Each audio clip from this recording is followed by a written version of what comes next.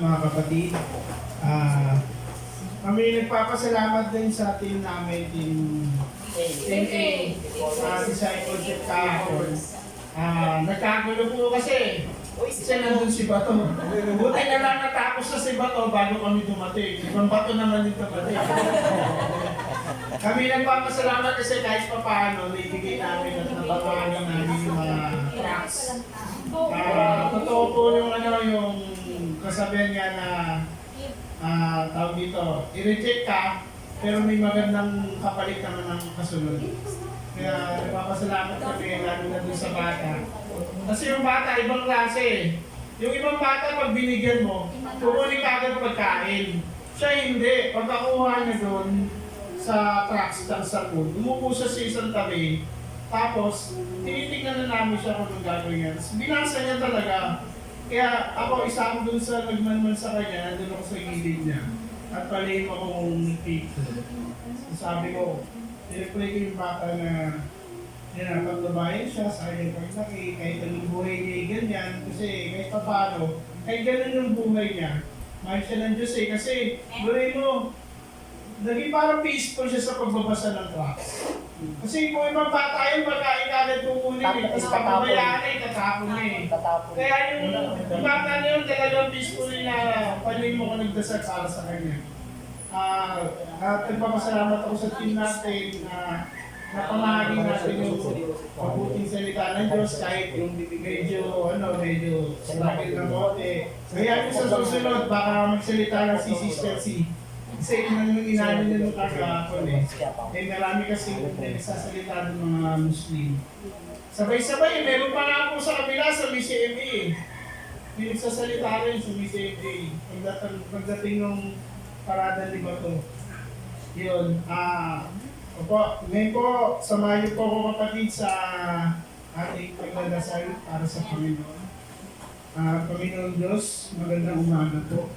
Panginoon Diyos, kami nagpapasalamat sa araw na ito na kami ginagawa ninyo sa aming pupunta dito sa bahay-sambahan. Panginoon, dinadalangin namin sa inyo ang mga pamilya namin naiwan sa aming tahanan, ang mga kasamahan namin na wala po rito na kung ano man po yung kanilang kalagayan ngayon, kung sila po ay may karamdaman, merong agam-agam sa kanyang sarili. Panginoon, ipuin mo ang kanilang puso at isipan na sa ganun ay sa kanilang buhay ay mayakap mo sila at mapadamo sa kanila na kailangan mo sila, Panginoon, dito sa bahay-sambahan.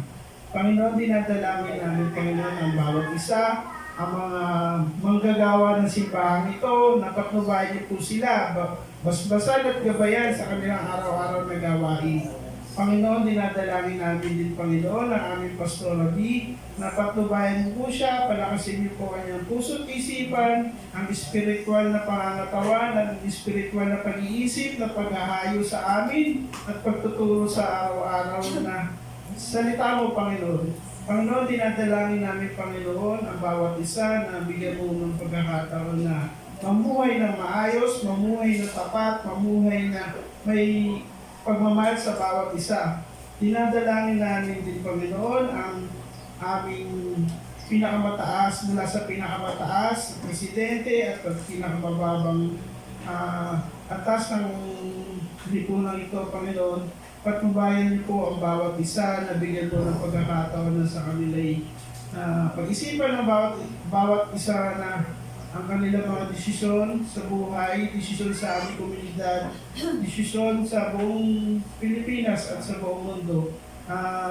Ipatubayan po kami, Panginoon, ang kapayapaan ng bawat isa. Ilisyo po kami, Panginoon, sa mga bagay na hindi karapat-dapat sa aming pamumuhay, na magkaroon ng pag-ibig sa bawat isa. Panginoon, dinadalangin po namin, Panginoon, ang mga tao may karamdaman, yakapin mo po sila, Panginoon, palakasin po sila sa espiritual na pangangailangan sa kanilang mga katawan, sa kanilang mga isipan, sa kanilang mga puso. Dinadalangin namin, Panginoon, na pagalingin mo sila.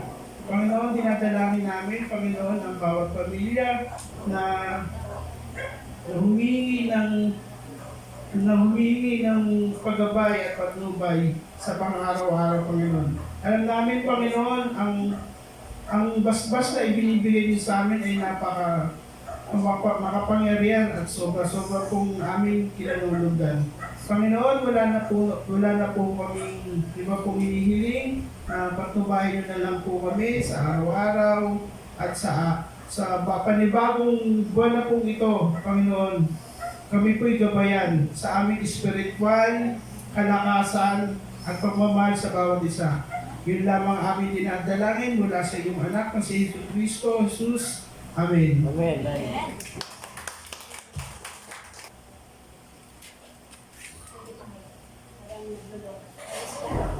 Praise. Wala siya. Yun na lang.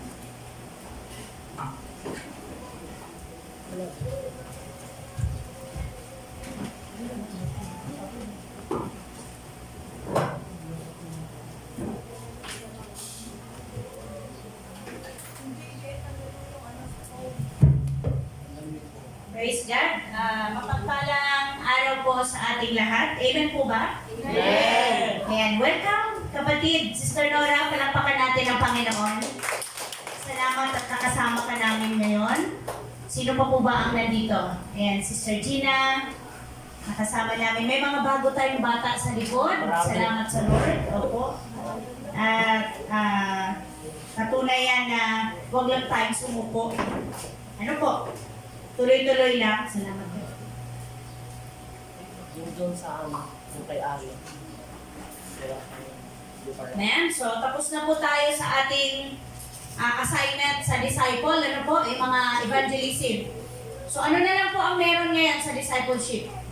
Yung BRC po ninyo. Kailangan nyo na pong kumuha ng panibago dahil isang buwan na po yun. So, dapat tapos na. Puno na. So, may panibago na tayong BRC. Mamaya pakikuha nyo kay Giselle. Nandiyan, Giselle, may dala po ako na bago. Tapos, ano pa po ang meron kayong assignment sa inyong discipleship? Memory ng Matthew to Revelation. Matthew to Revelation, memory verse. Oo, New Testament. Mga book lang yun, ha? Hindi lahat. Opo. Oo, book. Start from Matthew to Revelation sa New Testament. So, madali lang po yun. Madali lang kabisaduhin. Kasi, malilinaw pa o malalakas pa ba ang tawag doon? Ano pa ang mga memory? Malalakas pa ang mga memory. Kaya-kaya. So, sino po nakaalala ng last week topic natin? Ano bang last week topic natin? Ang hiwaga ng mabuting Ang hiwaga ng mabuting balita. Andito pa po tayo lahat nun. Ano po? So, naturuan tayo na napakahiwaga ng gospel. Tama po ba? Ng mabuting balita na meron tayo sa ngayon dahil ito po yung buhay ni Jesus. Ito ay nakapaloob doon yung kamatayan ni Jesus at muling pagkabuhay ni Jesus. Na ang dulot nito sa lahat ng tao na manampalataya ay buhay na walang hanggan. Tama po ba yun? Magkaroon tayo ng tunay na relasyon sa Diyos. Magkaroon tayo ng katiyakan ng patutunguhan. At ito po yung dahilan kung bakit tayo nandito ngayon.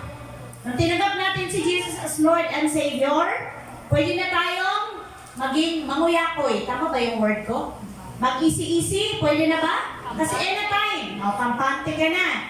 Kasi anytime na kunin ka ng Panginoon, save ka na. Pwede ba yun?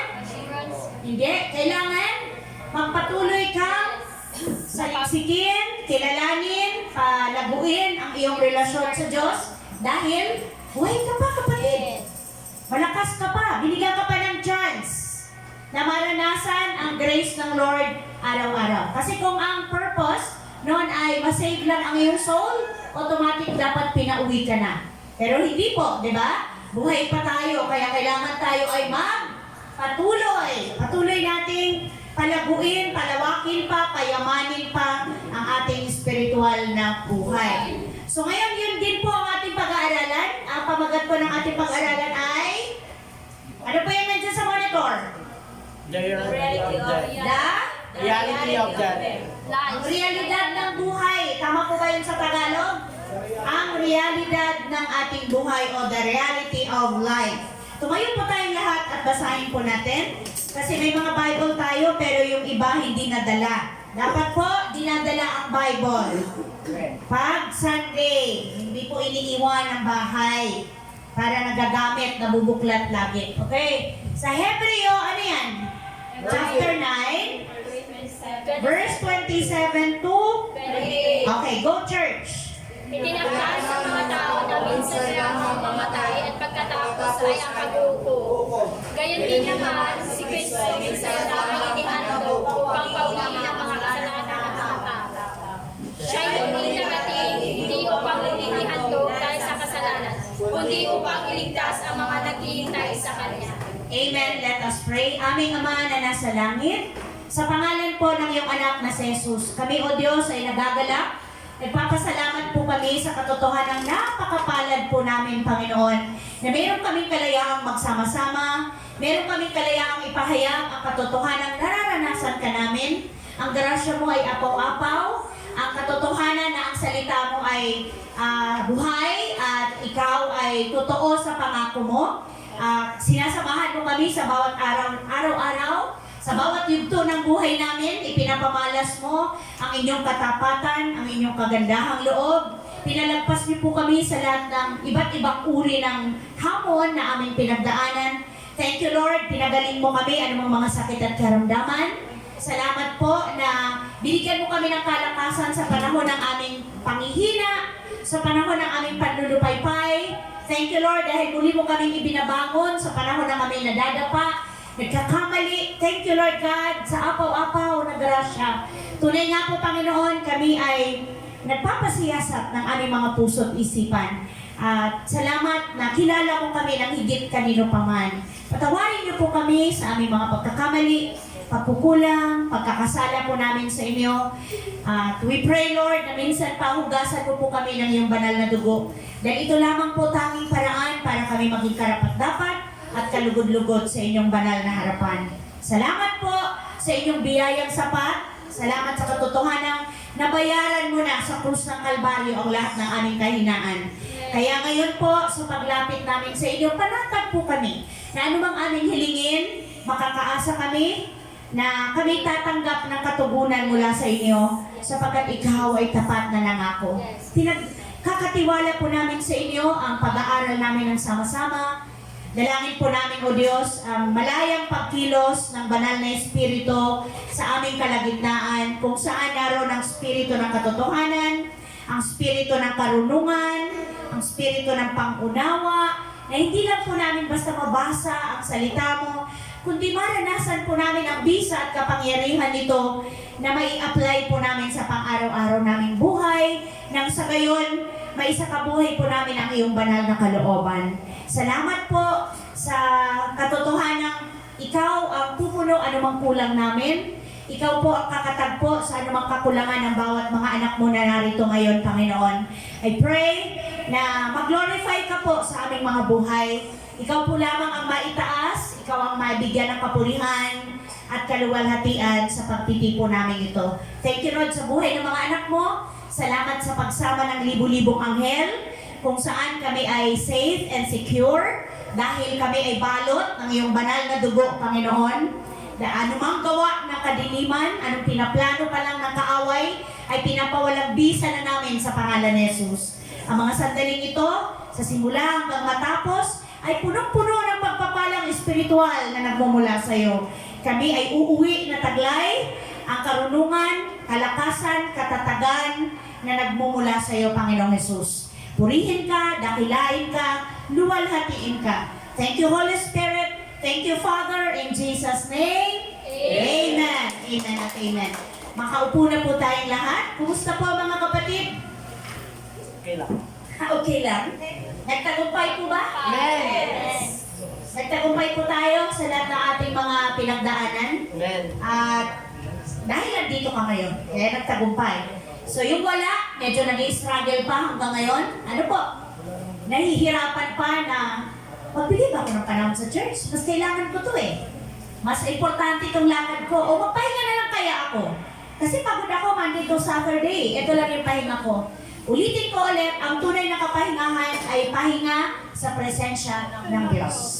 Yun ang tunay na kapahingahan. Dahil hindi lang yung isip mo, yung puso mo, Yung katawang lupa mo ang napapahinga, lalo tigit yung spirit mo, yung soul mo. Amen po? Dahil yung katawang lupa, pag yan napagod, matulog ka lang kapatid, pagising mo, okay na eh. Pero kung yung loob, yung sa lahat, sa buong pagkatao mo, sa kalooban mo, may kinalaman sa kaluluwa at spirit mo, kahit anong gawin mo kapatid. Pansin mo ba yun na parang dumaabot tayo sa puntong para tayo nauupos na kandila? Dahil sa mundong ito, nakakapagod talaga. Amen po? Nakakapagod, nakakasawa, ano ba ba? Oh, mawawalan ka na ng parang gana dahil feeling mo, ganun pa rin naman. Diba? Paulit-ulit lang. Yun nga, sabi, nauupos yung katawan mo, nauupos yung lakas mo, nauubusan ka ng pamamaraan, pero yung pangangailangan mo, padagdag ng padagdag. Tama po ba yun? Di ba, habang patanda ng patanda ang panahon, padagdag naman ang padagdag yung pangangailangan mo. At hindi lang pangangailangan mo, yung gusto mo. Tama ba? Akala mo, pag nakuha mo na to, okay na, masaya na ako. Pero pag nakuha mo na yun, may gusto ka na naman.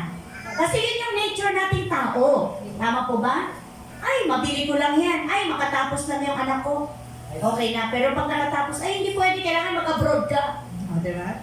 Kasi para mabili natin to. Pag nabili mo naman, ay kulang pa. Diba? Nature natin yon. Pero pag ikaw ay tunay na nakakaunawa kung ano yung kailangan talaga, mas kailangan talaga natin, kapatid, kahit gaano ka konti, ang meron ka, natututo kang makontento. Amen? At ang bunga nito sa'yo ay pagpapasalamat. Yung grateful ka sa lahat ng meron ka. Maya-maya mo, napapahalagahan, nakikita, yung pagkilos ng Panginoon na kailanman hindi siya nagkulang. Tama po? Kasi pag hindi ka nakukontento, meron ka na nagko-complain ka pa.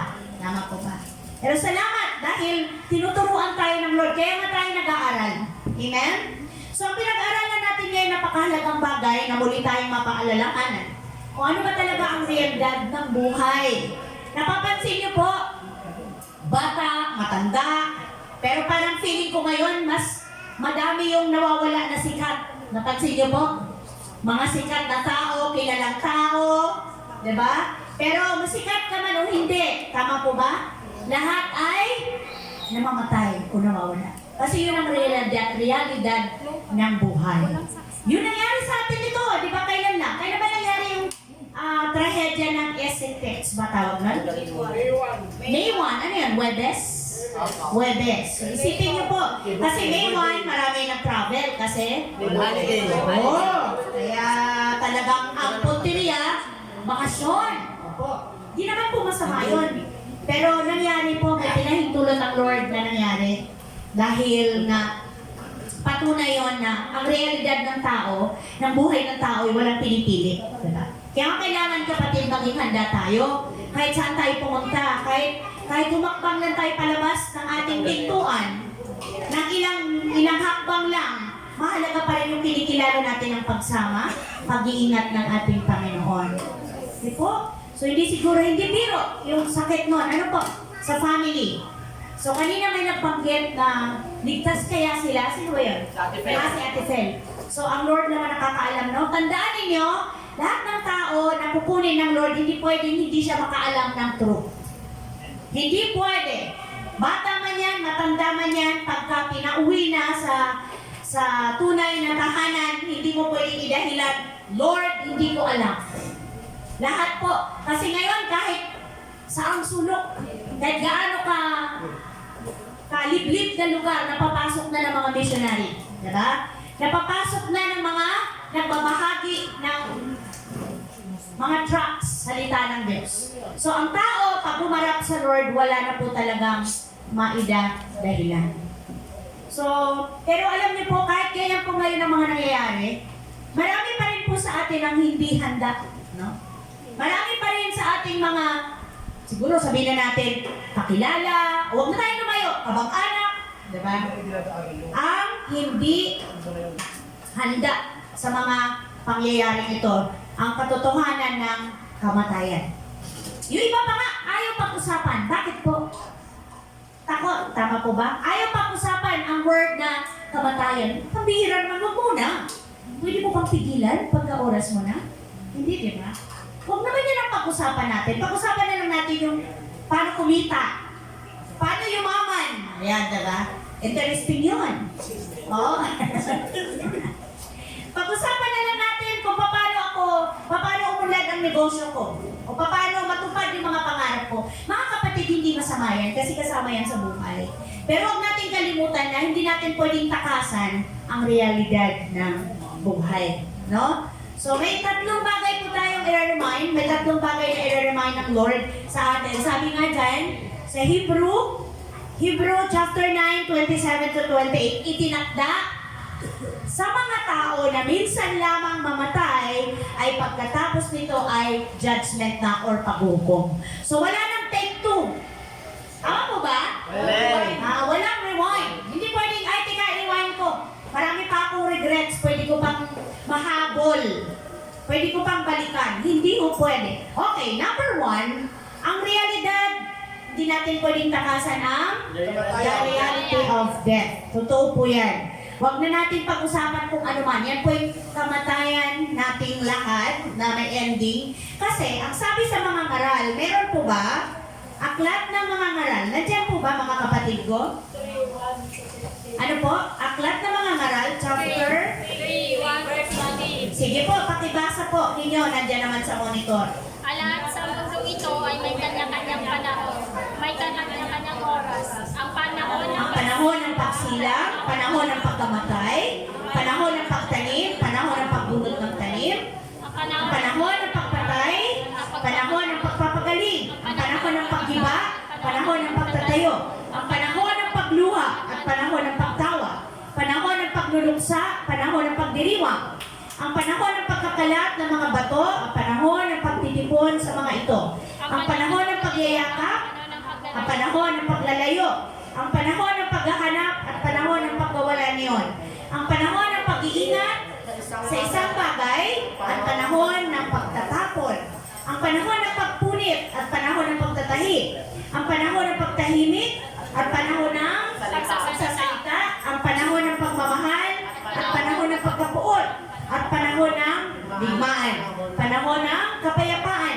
Ano ang mapapala ng tao sa kanyang pinagpaguran? Alam ko na ang itinakda ng Diyos sa tao. Inaangkop niya ang lahat ng bagay sa tamang kapanahunan.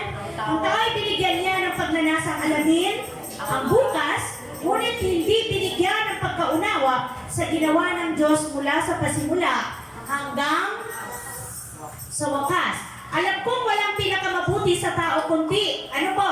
Magpakaligaya, gawin ang pinakamabuti habang siya'y nabubuhay. Alam ko rin kaloob ng Diyos na ang tao'y kumain, minom, at pakinabangan ang bunga ng kanyang pinagpaguran. Alam kong mamamalagi ang lahat ng ginawa ng Diyos, wala nang kailangang idagdag. Wala rin dapat bawasin. Gayon ang ginawa ng Diyos upang ang tao'y magkaroon ng takot sa Kanya. Lahat na nangyayari ngayon ay nangyari na nung una. Gayon din ang magaganap pa, paulit-ulit lamang ang mga pangyayari. So malinaw po ba na kaya po nangyayari ito dahil may itinakda ang Diyos sa lahat ng mga bagay dito sa mundo. So, may panahon, may time na pagsilang, may time naman ng pagkakoo. May time ng paghiba, may time ng pagtayo. Ibig sabihin, lahat ng yan. So, akala natin, mga nakikita natin ngayon ay bago. May bagong uso ng gupit, may bagong uso ng damit. Pero anong sabi ng ending ng mga ngaral? Sino ba ang nagsulat ng mga ngaral? Pinakamatalinong tao. Pinakamatalinong tao, walang papantay. So ang sabi niya, walang bago. Lahat ng yan, nangyari na noon pa. Tama po ba? So akala natin, uy, bago yan. Uy, bago sa pandinig. Bago sa paningin. Wala pong bago. Lahat yan ay nangyari na, naganap na. So yung mga uso, hindi talaga uso. Dati, akala mo, yung ngayon, nagpapahaba ng hair yung mga lalaki. Hindi pala yan bago, noon pa man. Ano pa ba yung uso dati? Yung makakapal yung mga pantalon, di ba? Oo. Oo. Hindi pala yan uso ngayon. Dati na yan. Tama po ba? Kasi, uy, ingat po. Sabi, uy, uso ka. Pauso ka. Wala palang uso yun. Hindi pala uso ngayon yun. Dati na. So wala nang bago, lahat ng yan. So dito, may mga pangyayari na pinapahintulot ng Lord na maganap dahil yung trahedya. Sabi nga ng mga karamihan, uy, Antipolo na naman mga taga-Antipolo na, medyo sikat ang Antipolo, di ba? Kasi yung isang family doon na medyo madami sila, parang 5-member yata yon, sa family ay taga dito sa Antipolo. So medyo napag-uusapan, nakaka-highlight ngayon ang lugar natin. So kaya kailangan ipanalangin natin na ang Antipolo ay makakilala sa tunay na Diyos na buhay. Amen po ba? Amen. Na ang Antipolo, ang itaas at bigyang karangalan at kilalanin ay makapangyarihang Diyos na may gawa ng langit at lupa. Kasi alam naman natin mga kapatid, hindi naman kaila sa atin na ang Antipolo ay kilala rin sa mga deboto. Tama po ba? Oh, galing tayo doon. Hello, mga kapatid. Walang hindi galing doon yata. Maliban na lang sa mga batang ipinanganak sila na ang mga magulang ay Kristiyano na. Pero ikaw at ako, sigurado po ako na nagmula tayo sa mga minana nating pamamaraan ng paglapit o pagsamba sa Diyos. Pero kung ikaw ay nakakilala na sa Panginoon, alam mo na yung katotohanan, alam mo na yung sinasabi ng Bible, kapatid, huwag ka nang magduda pa. Huwag ka nang makalinlangan pa. Huwag mo nang pag-isipan pa. Dire-diretso lang, tuloy-tuloy lang. Ano sabi ng Bible? Huwag kang tumingin sa kaliwa o sa kanan. Diretso lang, focus. Fix your eyes unto Jesus, the author and the finisher of your faith. Tama po ba? Ituon mo lang ang paningin mo kay Jesus. Then left and right, maraming distraction. Maraming temptation. Tama po ba? Maraming mga pamamaraan ng kaaway para ikaw ay muling bumalik o muling hatakin pabalik sa iyong pinanggalingan, pinagmulan. Pero hanggat ikaw ay nakakaunawa na, alam mo na yung truth, kapatid, magpatuloy ka sapagkat hindi ka mabibigo. Amen po?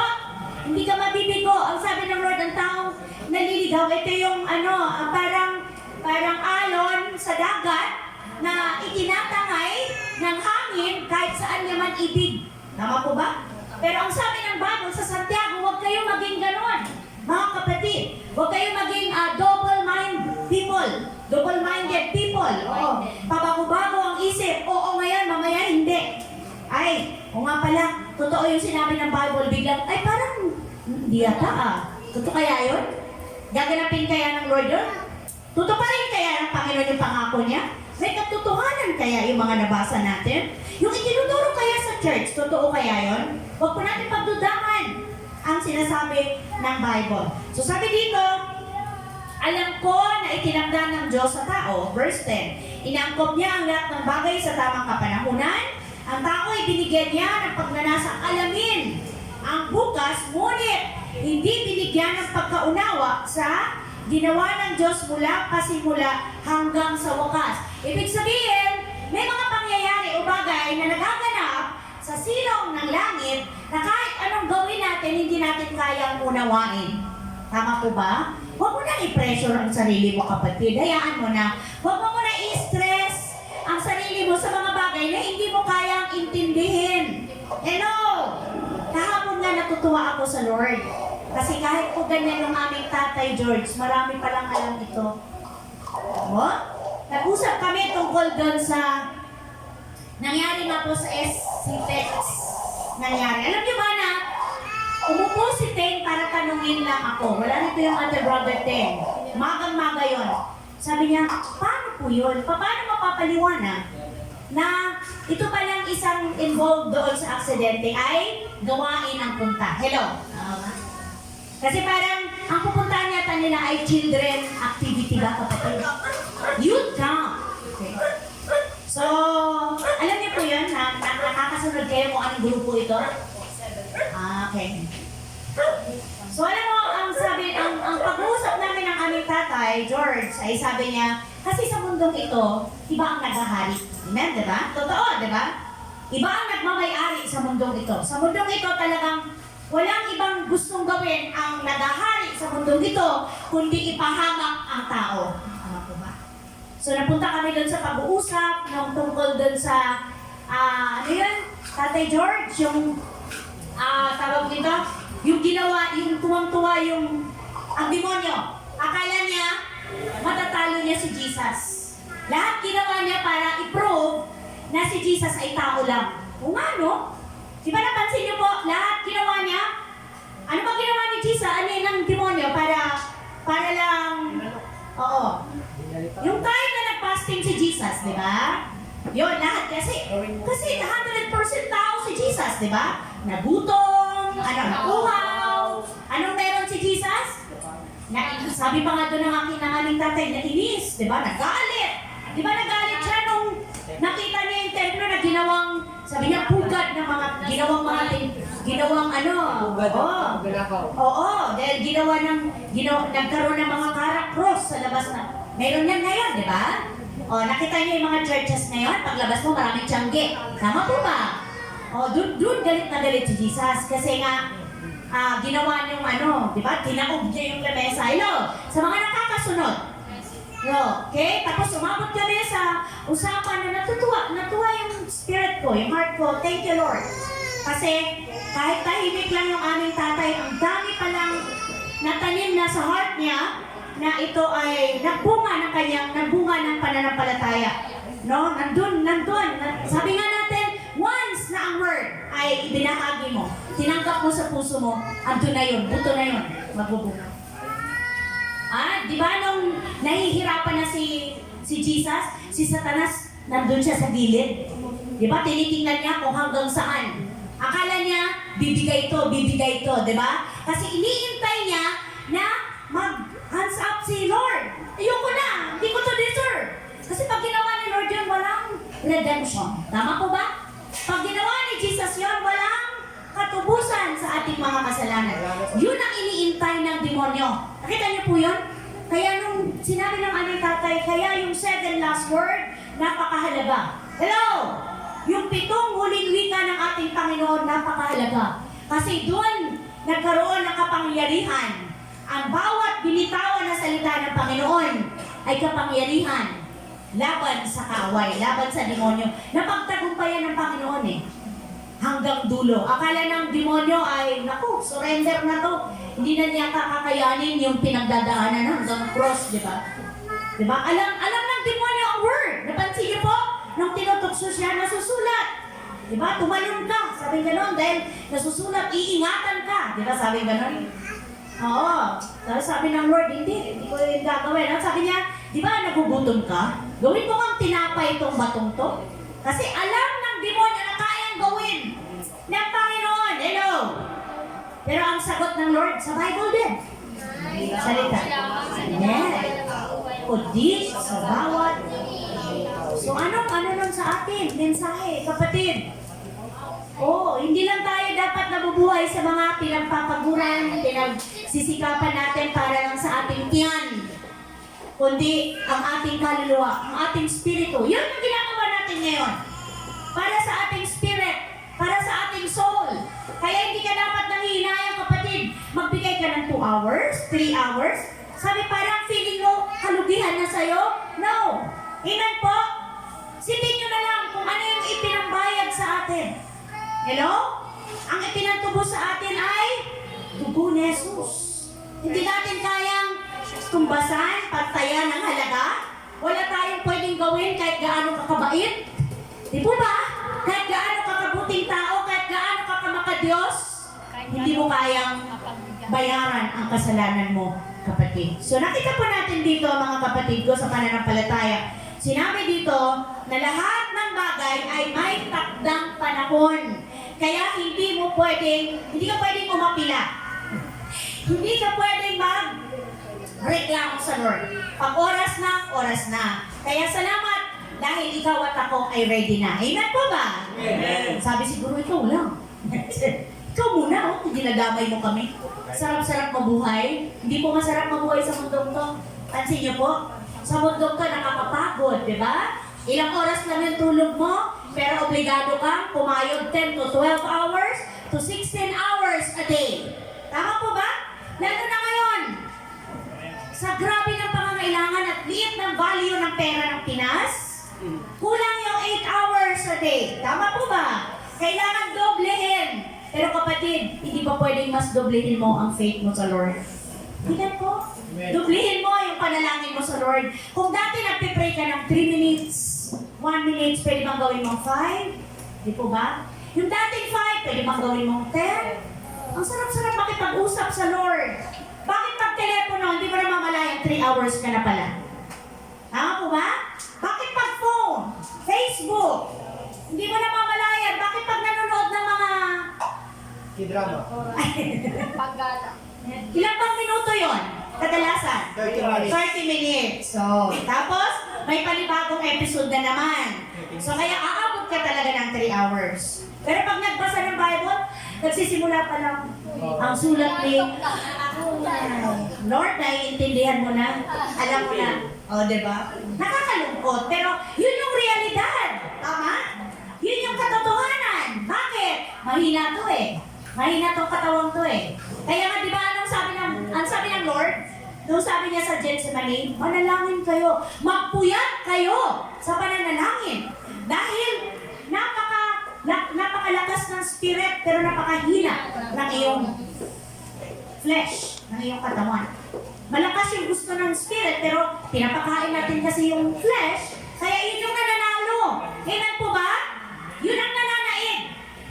Pero pag yan po ay balanse lang, makikita niyo po, payapa, panatag, punong-puno ka ng pag-asa. Bakit nga ba, ano po bang katotohanan sa tao? Bakit ba kailangan magkaroon ng ending? Bakit ba ang ending ay death agad? The reality of ano yun? Ano sabi doon? The reality of death. Bakit? Dahil ang sabi niya sa Romans 6:23, ang kabayaran ng kasalanan ay kamatayan. Sapagkat kamatayan ang kabayaran ng kasalanan, ngunit Ang walang bayan ng kaloob ng Diyos ay buhay na walang hanggan sa pamamagitan ni Kristo na ating Panginoon. nakita niyo po, walang bayad pero ayaw pa ng tao. Gusto ng tao yung nagbabayad pa siya. Di ba? Di ba lahat ng pampasarap ng ating flesh, kailangan natin magbayad. Tama po ba? Gusto mo ng masarap na higaan? Malamig, magpa-aircon ka, hindi biro. Di ba? Opo! Madali lang bang magbayad ng 7,000 hanggang 10,000 ng bill? Dahil may aircon ka? Hindi, di ba? Pero kailangan mong magbayad, kumayod, kasi gusto ng flesh. Pero bakit yung gusto ng spirit na walang bayan ayaw ng tao? Bakit? Kasi, saka na yan. Bata pa ako eh. Diba? Diba? Saka na. Pagka senior na ako. Pag 70 na, pag 80 na. Hindi po. Hindi mo alam kung ano mangyayari sa iyo. Yung bang nangyari sa SFX, naisip nila yun? Ay, hindi ka na pupunta. Diba? Cancel ang ano, bakasyon. May mangyayaring, di po ba? Kung naisip mo yun, di mo gagawin. Is i-compromise mo ang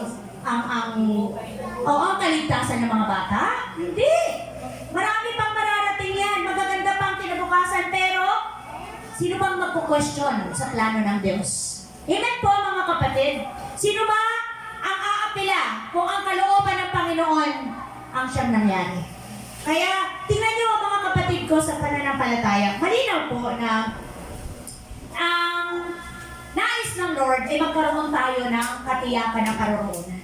Although ang ating katawang lupa ay may ending at hindi natin pwedeng takasan, pero yung walang bayad na kaloob ng Diyos ay buhay na walang hanggan sa piling ng ating Panginoong Yesus. Number 2, ano yung realidad na hindi natin pwedeng takasan? Totoo, di po ba? Ang realidad ng ating destinasyon, ng ating pupuntahan. Malinaw pong itinuturo dyan na dalawa lang. Wala pong gitna. Hello? Sino naniniwala na may gitna pa? Wala. Ha? Dati. Amen. Sino naniniwala na may purgatorio pa? Wala akong purgatorio, ha? Ang linaw sa Bible. Ano lang ang meron? Walang rainbow. Heaven or hell lang. Wala pong gitna. Walang stopover. Okay. Sa aklat ng Lucas, ito po ay nagpapatunay na dalawa lang ang pwedeng puntahan ng tao. Basahin niyo po, may isang mayaman. Go church! May isang mayaman na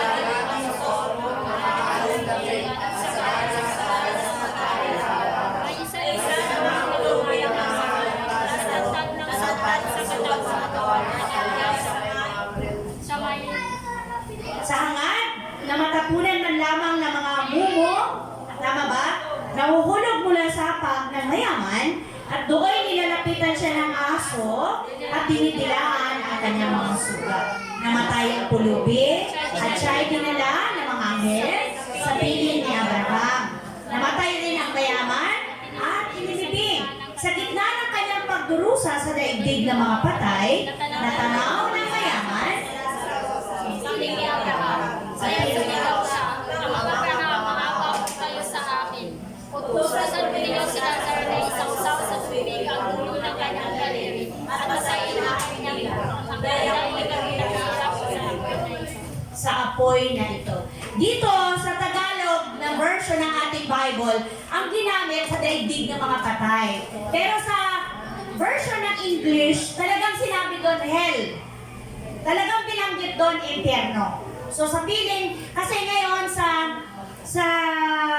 yung mga nauna sa atin, wala pa sa heaven. Nandun pa sila sa Abraham's bosom.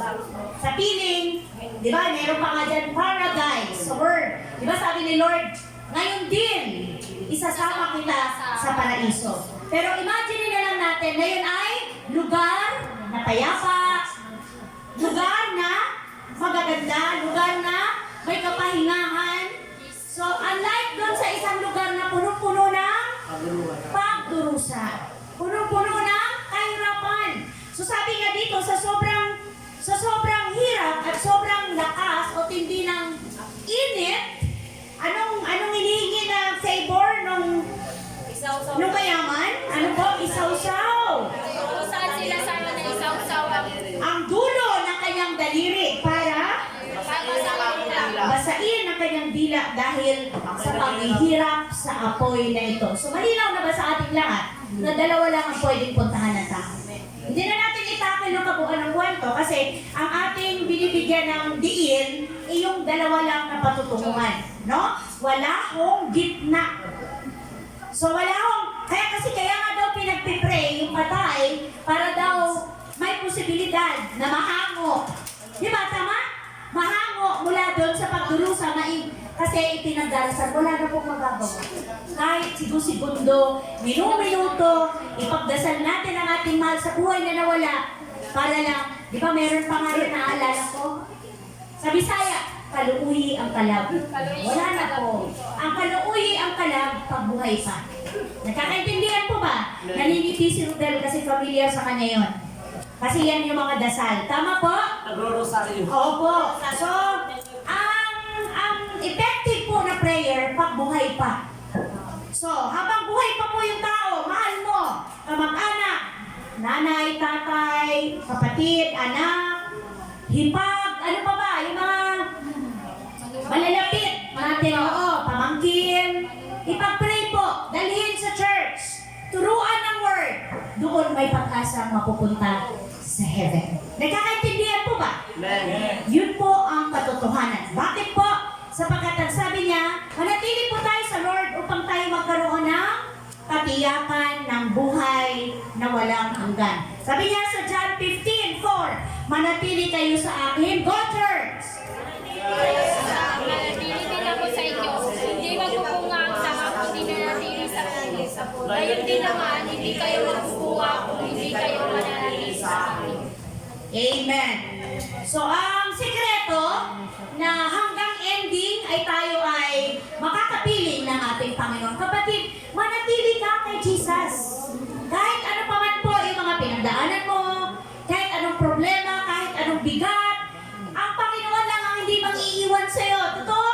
Amen. Pwede kang iwan ng lahat, kahit gaano ka kamahal ng tao, dahil may limitasyon ng kanyang kakayapan, pwede kang iwan yan.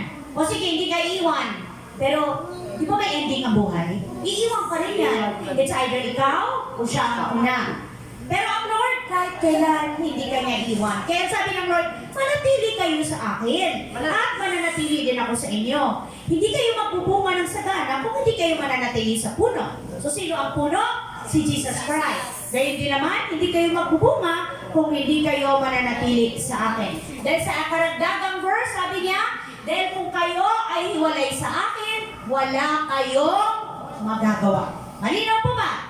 Sa 1 John 5 verse 12, patunay po ito na tayo ay may buhay na walang hanggan. Kung 1 John, ano pong sabi dyan? 1 John, ano pong chapter yan? God. Verse 5 to 5 verse 12. Kung ang anak ng Diyos ay nasa isang tao, Mayroon siya. meron siyang ngunit Sa kanya, ang anak ng Diyos ay wala siyang buhay na walang. sino yung anak ng Diyos? Oh, Jesus. si Jesus Christ. Kasi ang linaw, sabi niya dito, kung ang anak ng Diyos, ang Diyos ay Ama, ang tinutukoy dito, ay nasa isang tao. O, di ba ang linaw?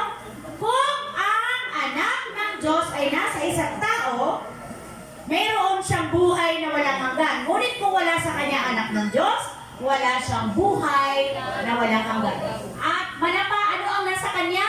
Walang hanggang pagdurusa. Kasi kung merong buhay na walang hanggan, meron din walang hanggang pagdurusa. Ayaw natin yun, tama? Kasi pagdurusa na nga dito sa mundo, pati ba naman sa kabilang buhay? Dudusa pa. Wala na nga tayo ibang pag-asa kundi yung kabilang buhay, mapapahamak ka pa? Sayang naman, amen po ba? Tandaan ninyo, napakaikli lang ng buhay dito. Okay lang yung dusa, okay lang yung tiis, okay lang yung hirap. Eh kung kaysa naman nandun na tayo sa kabilang buhay, walang hanggan, meaning walang katapusan, walang ending. Buti pa dito may ending. Amen? Buti pa dito may hangganan, pero doon wala. Hello mga kapatid.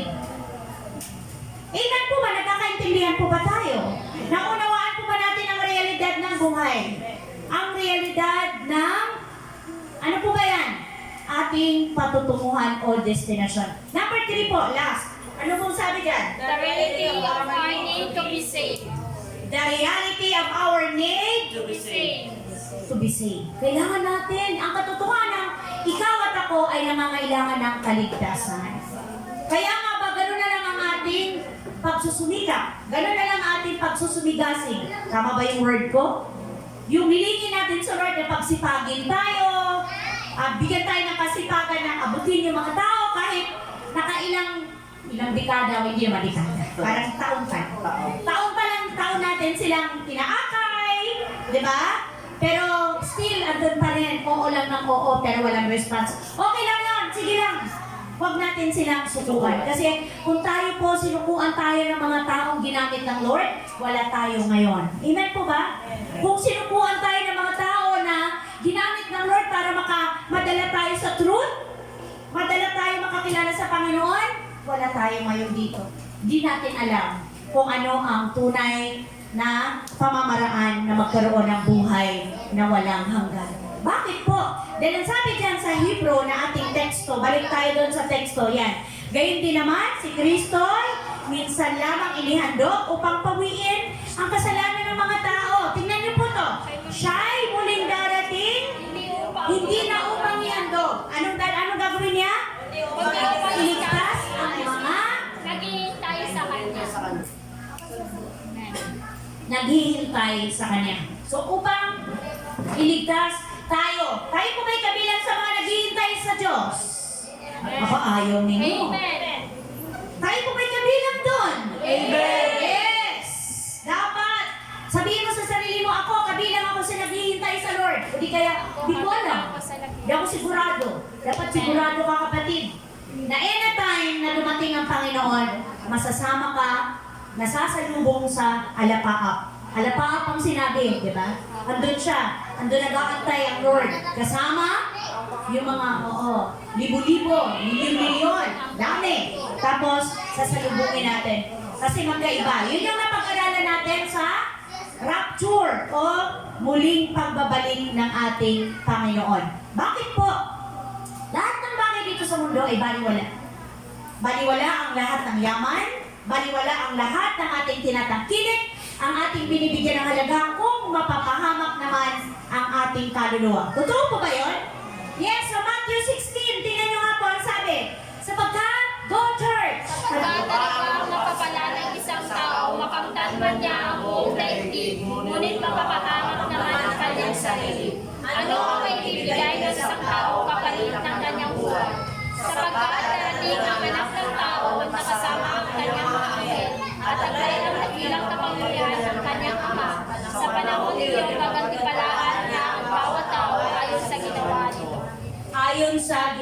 ito? Matthew, ano yun kapatid? Matthew 16. Okay, 16. Kaya pala, ang tinitingnan ko ay 26. 16 verse 26 po ba? Yes, sabi dito, sapagkat ano aba ang mapapala ng isang tao, makamtan man niya ang buong daigdig, ngunit mapapahamak naman ang kanyang sarili. Ano ang maibibigay ng isang tao kapalit ng kanyang buhay?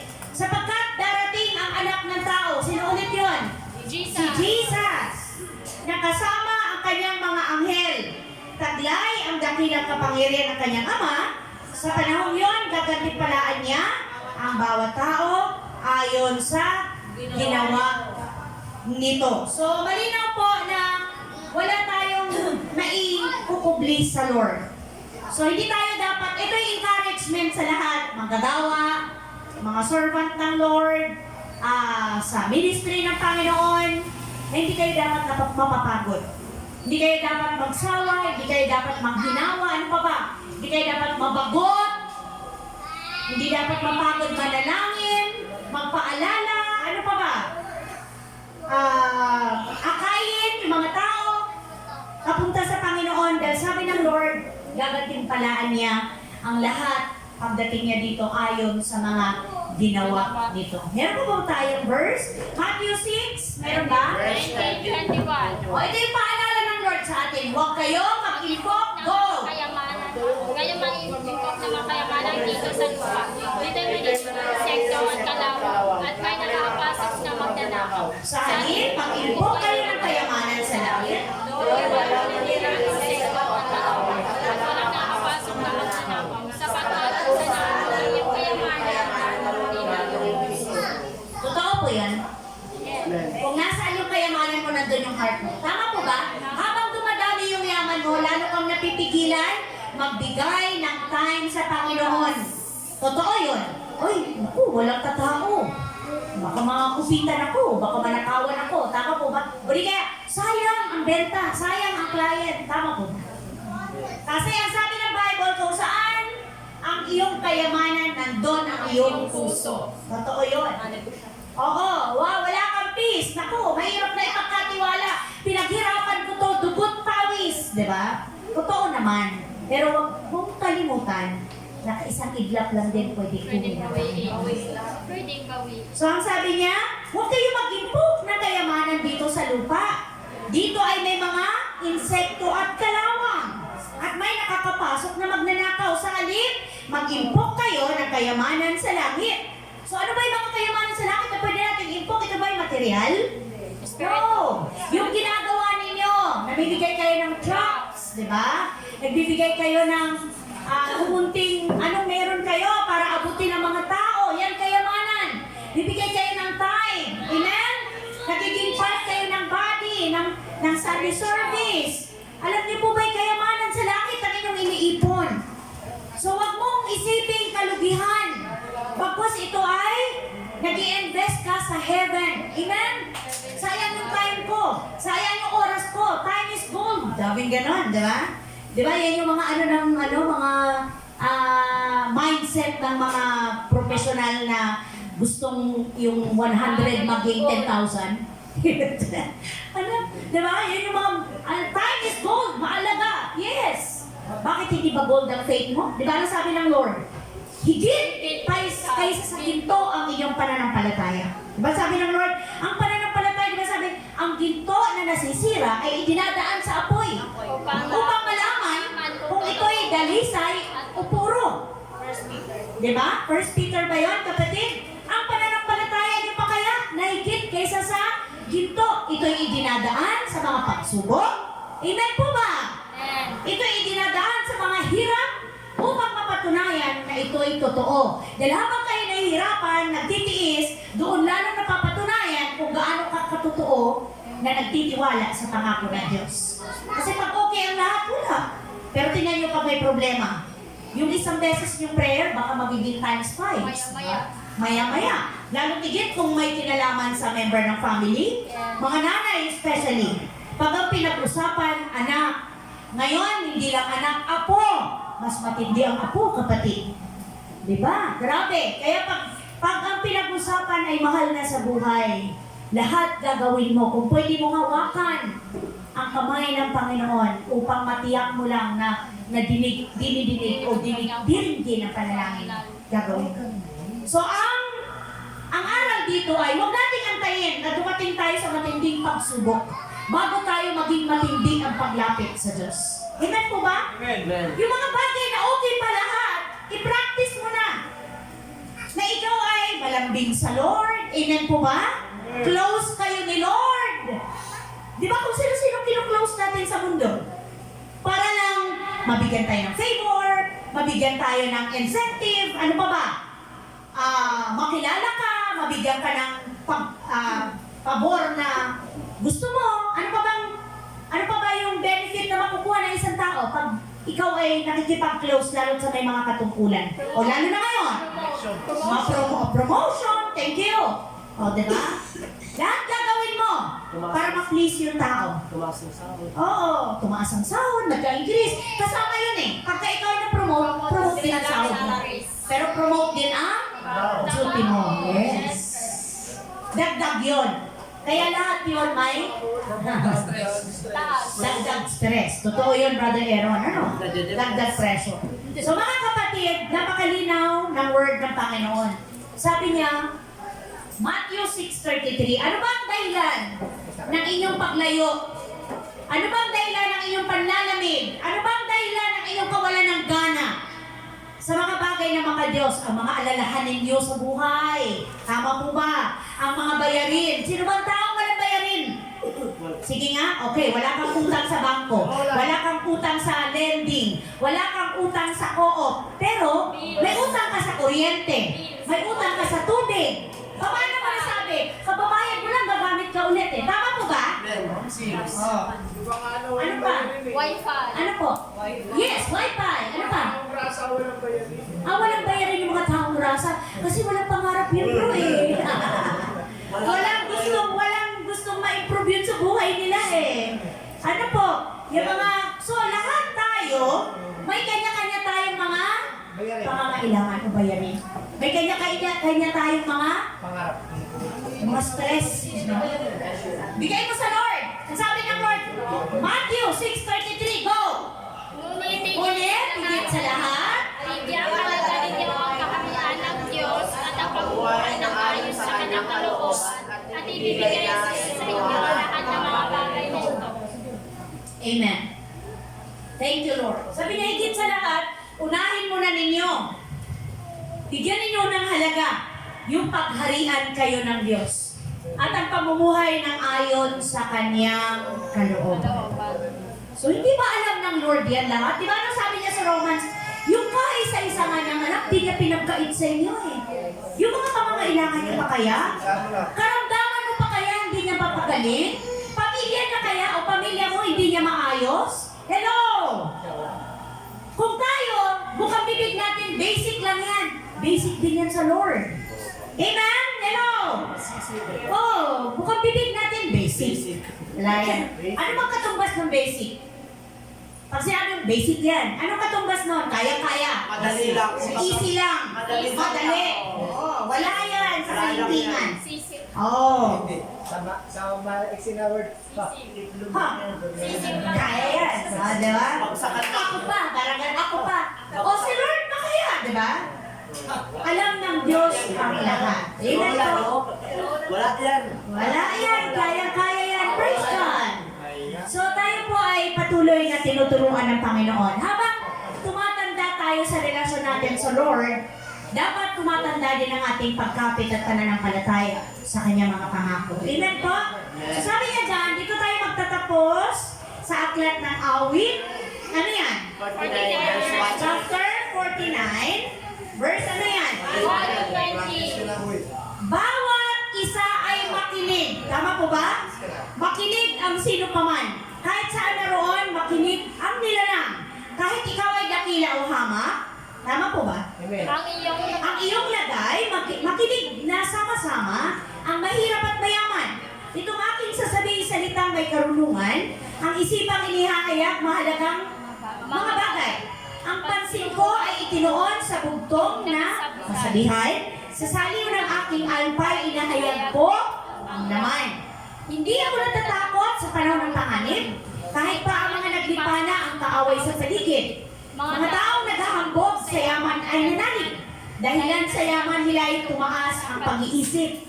Hindi kaya ng sinumang ang sarili ay matubos. Hindi kayang mabayarang tubusin Sa kamay. sa kamay ng Diyos. Ang bayad sa kanyang buhay ay halagang sakdal taas. Gaano man ang halagang hawak, Ay hindi hindi.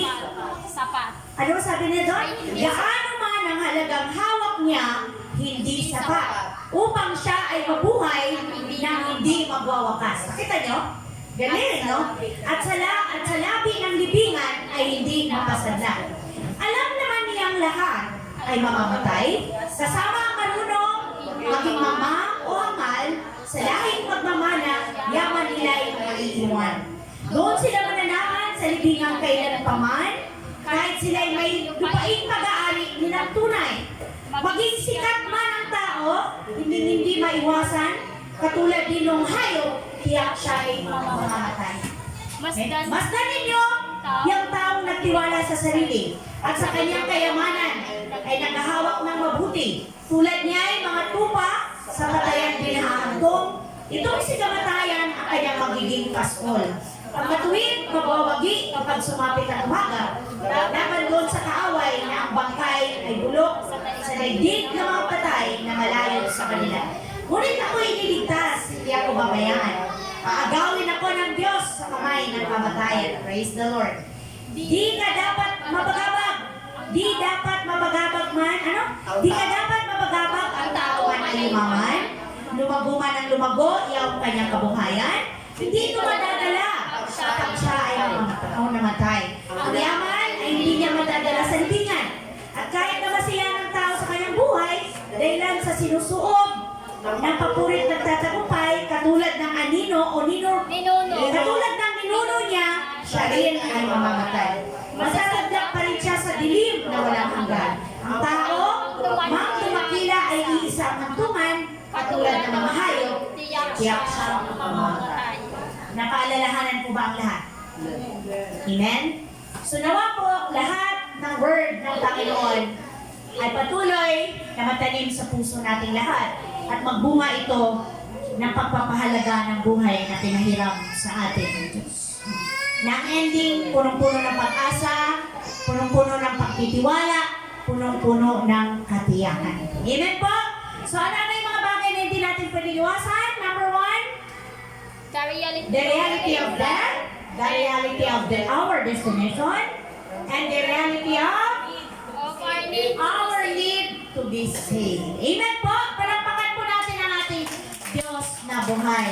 Let us pray. Hallelujah, Lord. Maraming salamat, Panginoon, napakapalad namin na meron po kaming kalayaan na mag-aral ng mga salita mo na nagtuturo ng kahalagahan ng buhay na kaloob mo sa amin, O Diyos. Bagamat ang buhay namin dito sa lupa ay may hangganan, salamat sa walang bayad na buhay na walang hanggan na kaloob mo sa amin. Salamat dahil tunay po na ang realidad ng buhay ay meron pong patutunguhan kung kami ay merong relasyon sa aming Diyos na buhay. Purihin ka, dakilain ka, luwalhatiin ka. Lord Jesus, ikaw po ang kumumpleto ng mensaheng ito sa puso ng iyong mga anak. Pagpalain mo po ang kanilang mga buhay, patuloy nawa silang magutom at mauhaw sa iyong mga salita. Sa pangalan ni Jesus, lahat ng pinagpala ng Diyos ay nagsabi ng Amen! Amen at Amen. Hallelujah. Glory to God.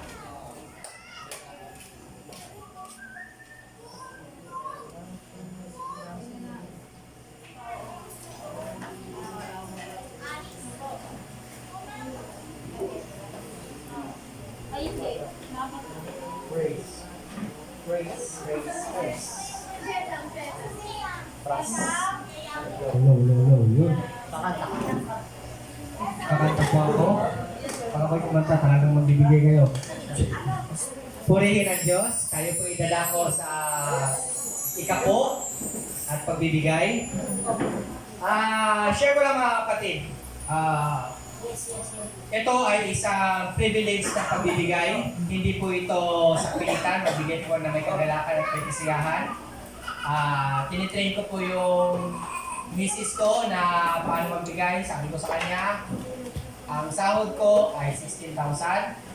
So, every since katapusan, kaya sa since katapusan, dapat ang every week ko is 400. So ngayon, hindi pa ako ganun ka-faithful sa Panginoon kasi nga may joyride ako. So ngayon, sabi ko sa kanya, pag uwi natin galing Masbate, sabi ko sa kanya, dahil wala pa nga ka man muna, ang gagawin mo, ikaw mag-audit sa akin sa joyride. Tanggalin mo yung para sa gas, tanggalin mo yung top up, yung matitira nun, ita-times 10% mo siya. Yun ang magiging tithes mo, sabi ko sa kanya. Kasi ngayon po, nung simula ng joyride ako, nakakahiya sa Panginoon, mag-answer ako sa inyo, 150 lang po binibigay ko galing sa joyride. Dinagdagan lang na ng tithes niya. So mga kapatid, bakit ko sinasabi sa inyo to? Dahil po, ang Panginoon ay faithful po sa kanyang pangako. Araw-araw po tayo nabubusog. Araw-araw po tayo hihininga na libre lamang. Bagamat ang ating Diyos ay hindi nanghihingi ng bayan o hindi nanghihingi sa iyo ng kapo, pero tayo bilang sumusunod sa Kanya, bilang follower of Jesus Christ, dapat po natin ginagawa yun. Yes. So, sabi ko sa Panginoon Lord, naway magampanan ko at magampanan po ng asawa ko yung maging faithful kami sa ikapo namin. Dahil po alam po namin na kayo po ay faithful sa buhay namin mag-asawa. Isipin na lang, magsimula kami talaga zero balance. Kumbaga, pag alis namin sa ate ko, nangupahan kami 1.5. Mali pa yun. Pagpasok mo, diretso higa. Hindi ka na makapag-tiktok doon. Ganon. Ganon kakitid. Tapos yung CR, takbo kayo magamit. Ganon po kami. Nagsimula po kami sa maliit na rice cooker. Tapos pag nagluluto pa kami, ang gamit pa namin yung plastic na natutunan pa kami. Bumalik ko. Nagluto lang ng noodles. Pero pagamat ngayon, hindi ko pinagmamayabang, kundi proud ako sa Panginoon. Ngayon po, mayroon na kami ng washing machine, may motor na kami, may ref na kami. Bigay lang ng Panginoon yun. Meron na kami CCTV sa mira sa bahay, kinabibiting kagabi. I mean pa kapatid, ang pagpapala ng Diyos ay hindi po tumitigil. Maging tapat lang tayo sa ikapo, maging tapat lang tayo sa kita natin sa Panginoon, ang Panginoon po yung magdodoble. Sometimes, ang pagdodoble ng Panginoon, hindi po natin makikita sa cashback. Makikita po natin sa busog ng ating katawan, sa sigla po ng ating katawan, sa sigla po ng ating pamilya. Yung mansog ka, na pag-isip mo, yes, tuyo ang ulam. Pero yan nga, minsan nagluluto na, ito, tuyo, itlog, naglalaway ako sa picture. Naging craving agad. Bagamat mga kapatid, kaysa lang ibalik sa Panginoon ang para sa Kanya. Alam natin na yung ibibigay natin sa Panginoon ay babalik din natin sa gawain ito. Mamaya, pagkatapos siya, may buffet na naman mamaya. Sa mga kapatid na unawaan mo ba? Yes. Dapat magalang tayo sa pagbibigay. So tayo po'y magbigay mga kapatid.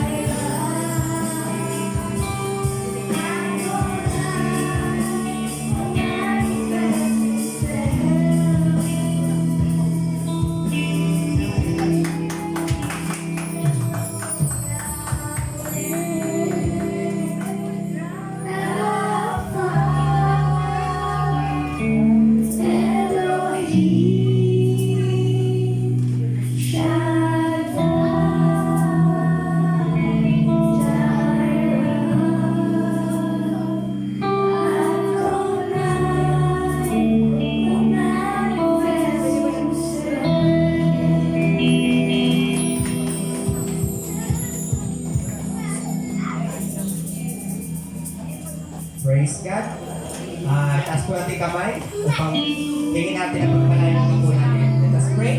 O dakilang Diyos, salamat po na kami po'y nagkaroon ng pagkakataon magbigay ng ito po, Ama. Pagpalain niyo po ito, Ama, gamitin niyo po ito ayon sa kalooban. Naway lumago po kami dito sa church. Pagpalain po yung lahat ng pangalanan sa church, Ama. Pagpalain niyo po ito. Pagpalain niyo po, Ama, ang aming trabaho. Pagpalain niyo po ang aming negosyo. Kung saan po kami kukuha ng aming needs, Ama, aming pangailangan, pagpalain niyo po. Pagpalain niyo po mga taong nagpala sa amin. Pagpalain niyo rin po ang hindi. Ama, pagpalain niyo po yung mga bata na nag-aaral. Pagkukunan po nila, Ama, na magbigay sila po. Train us, O Lord, to give, Lord. Like Jesus did, He gave His life for us. Ama, salamat po sa pagkakataon ito. Purihin ka, sambahin ka, kaya po tumako sa kumpleto, Ama, sa mensahe na ikapo, sa mensahe ng message, Ama, na realidad ng buhay. Salamat po, Ama. Kasi sa pagdalangin namin, sa pangalan ni Jesus natin, magsabi na, Amen.